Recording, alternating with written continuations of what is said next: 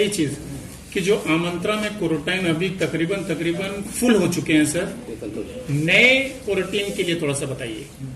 हम लोग नई क्वारंटीन फैसिलिटी अगले 2 दिन में तैयार करके लेने वाले हैं। उसमें से कल नई स्कूल में काम भी शुरू हो चुका है। वहाँ पे हम 400 बेड का क्वारंटीन सेंटर स्टैब्लिश करने वाले हैं और मुझे उम्मीद है कि आज शाम को या फिर कल सुबह तक हम जल्दी शुरू कर देंगे।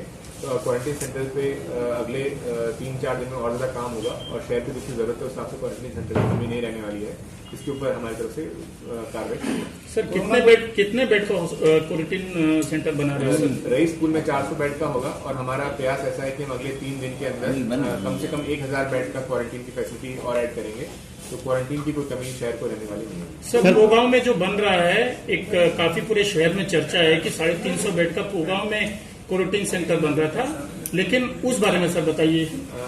हमारे पास हॉस्पिटल तैयार करने के लिए बहुत सारे ऑप्शन हैं।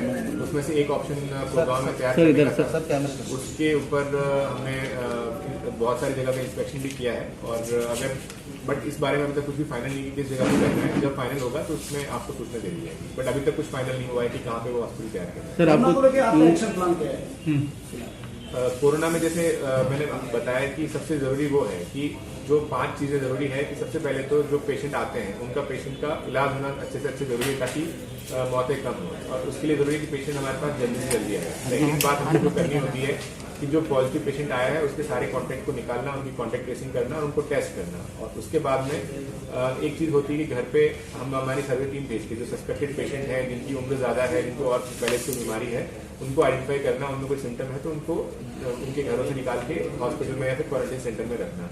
और उसके बाद में नेक्स्ट एक्शन प्लान ये होता है कि कम्युनिटी में जो कम्युनिटी के लोग हैं, मीडिया के लोग हैं, डॉक्टर्स हैं, प्रतिष्ठित नागरिक हैं, पॉलिटिकल लोग हैं, धार्मिक लोग हैं, उनसे बात करना, कम्युनिटी का ट्रस्ट लेके कम्युनिटी को साथ में इन्वॉल्व करके कैसे ज्यादा से ज्यादा लोगों को बाहर निकाला जाए, कोरोना का जो डर है वो निकाला जाए और कोरोना से जो इस चेन ऑफ ट्रांसमिशन को रोकने के लिए जरूरी है कि पेशेंट घर से बाहर निकले और तभी ये बीमारी से हम लोग लड़ पाएंगे। इस पे हमारा फोकस है। सर नागरिकों में एक रूमर है कि कोविड-19 के जो अस्पताल है वहाँ पर जो मरीज जाते हैं या तो वो मर जाते हैं या उन्हें डर लगने लगता है कि जबरदस्ती डॉक्टर इंजेक्शन दीजिए कोरोना का पेशेंट बता है। इस तरह से जो एक रूमर फैला हुआ उसके लिए क्या कहना है? मैं उसमें सारे नागरिकों से वही अपील करूंगा कि अपने शहर में 1200 के आसपास जो पॉजिटिव पेशेंट आए हैं उसमें 450 पेशेंट ठीक होकर घर भी जा चुके हैं और 40% की रिकवरी है। अगर आप महाराष्ट्र का एवरेज देखेंगे, महाराष्ट्र में 50-55% से ज्यादा पेशेंट ठीक हो चुके हैं। तो उसमें जरूरी वही है कि इस बीमारी में मौत होने का नंबर बहुत कम होता है।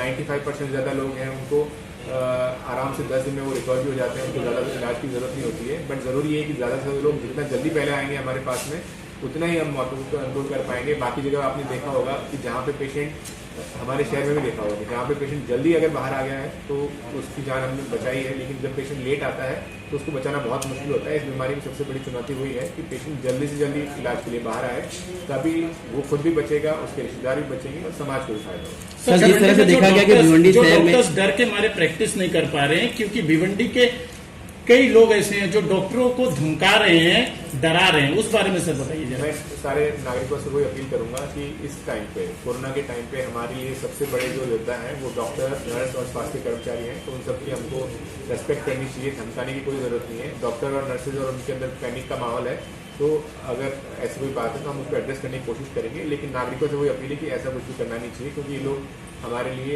अपनी जान को जोखिम में डाल के फ्रंट लाइन पे हमारे लिए काम कर रहे हैं। सर जिस तरह से देखा गया कोरोना का पेशेंट जब भिवंडी शहर में काफी कम थे तो उस समय पूरे शहर में जो है सैनिटाइजर किया जा रहा था, धुआंकरण किया जा रहा था, लेकिन पेशेंट सर भिवंडी शहर में इस वक्त बड़े हैं, लेकिन अभी सारी वो चीजें देखने को नहीं मिली।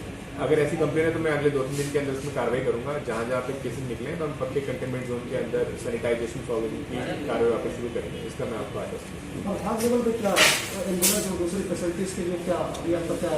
दूंगा। हमने हर प्रभाग स्तर पे जो हमारी 5 एक्टिविटीज जो मैंने आपको बताई उस सबके लिए एक नोडल पर्सन हमने अपॉइंट किया है।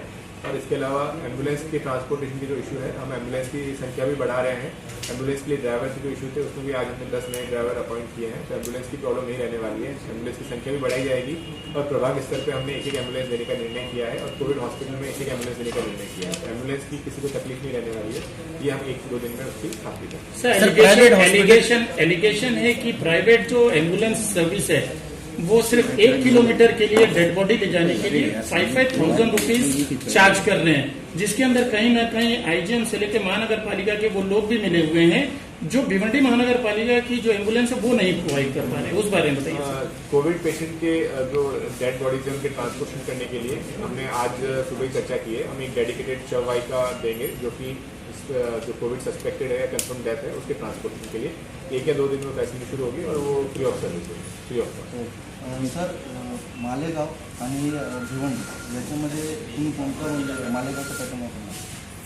मैंने जैसे बताया कि मालेगांव या फिर भिवंडी पैटर्न हर एक जगह पे एक ही होता है कि जो गवर्नमेंट की तरफ से गाइडलाइन आती है उन्हीं को फॉलो करना होता है। बट अगर किसी जगह पे लगता है कि हर जगह के हिसाब से जो लोकल रिक्वायरमेंट होगी, जैसा शहर होगा उस हिसाब से हमको वहाँ के लोगों की ज़रूरत के हिसाब से, उनकी काम करने के तरीके के हिसाब से, वहाँ की कंफर्ट के, उनकी कल्चर, उनकी लाइफस्टाइल के हिसाब से हमको थोड़ा सा चेंज करना होता है। तो उस हिसाब से वही कि यहाँ के लोगों के साथ मिलकर हम कैसे लड़ाई लड़ सकते हैं कोरोना से, उसके ऊपर ही होगा। वो मालेगांव पैटर्न की बात करें या फिर आप भिवंडी पैटर्न की बात करें, हमेशा वही होता है कि गवर्नमेंट की गाइडलाइन को फॉलो करना है और लोगों के साथ मिलकर काम करना है। वो पैटर्न हर जगह पे सेम रहता है। कोरोना में डेड बॉडी देने का जो सिस्टम है भिवंडी में, उसको कुछ चेंजेस करने की या गवर्नमेंट के गाइडलाइंस के मुताबिक काम नहीं हो रहा है, उनको अंतिम विधि जो है गवर्नमेंट की गाइडलाइन से जुड़ी, उसको लेकर क्या कहेंगे? अगर ऐसी कंप्लेन है तो मैं आज आपने जैसे बोला उस हिसाब से मैं गवर्नमेंट की गाइडलाइन के हिसाब से अगर डेड बॉडी का डिस्पोजल नहीं हो रहा है उस पर हम काम करेंगे। पुलिस से मैं बात करूंगा, हॉस्पिटल अथॉरिटी से बात करूंगा और वहाँ के जो पेशेंट के रिलेटिव हैं उनको भी काउंसलिंग की जाएगी कि उनको गवर्नमेंट की गाइडलाइन को डेड बॉडी डिस्पोजल में उस हिसाब से उनको काम करेंगे। कोरोना टेस्टिंग के प्राइवेट हॉस्पिटल काफ़ी चार्ज करते हैं, जिसके कारण गरीब लोग हैं वो हॉस्पिटल तक नहीं पहुंचते हैं और वो अपने मन में छुपा के रखते हैं और आसपास में फैलता है। कोविड टेस्टिंग की कैपेसिटी बढ़ाने के लिए हमने आज सुबह ही बात की है, 2 दिन मीटिंग में हमारी चर्चा भी हुई है। तो गवर्नमेंट फैसिलिटी के अंदर फ्री ऑफ कॉस्ट जो टेस्टिंग है उसकी संख्या हम अगले 2 या 3 दिन में बढ़ाकर 200-300 तक लेके जाएंगे और उसके बाद में अगर जरूरत पड़े तो और भी संख्या बढ़ाई जाएगी। तो टेस्टिंग के प्राइवेट रेट से लड़ने की इसकी जरूरत नहीं है।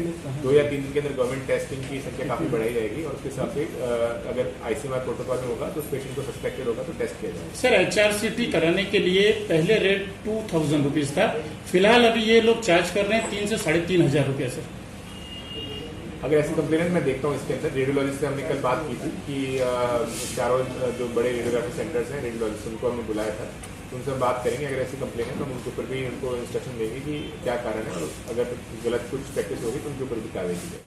थाने में और मुंबई में इस वक्त छोटा सा किट आया हुआ है जो जांच के लिए आधे घंटे में रिपोर्ट करता है और थाने में वार्ड बाय वार्ड एरिया जैसा पैटर्न चेक करने के लिए लगाया कि आप भिवंडी में इस तरह से किया जाएगा। तो गवर्नमेंट ने हमारे पास में लेटर आया कि एंटीजन टेस्ट अप्रूव किया है और वो टेस्ट आप जैसे बोल रहे हैं 15 से 30 मिनट के अंदर रिजल्ट देता है। तो हमने भी उसकी जानकारी इकट्ठी करने की कोशिश की है और हम जल्दी जल्दी परचेज करेंगे ताकि भिवंडी के अंदर भी हम हमारे शहरियों को जल्दी से जल्दी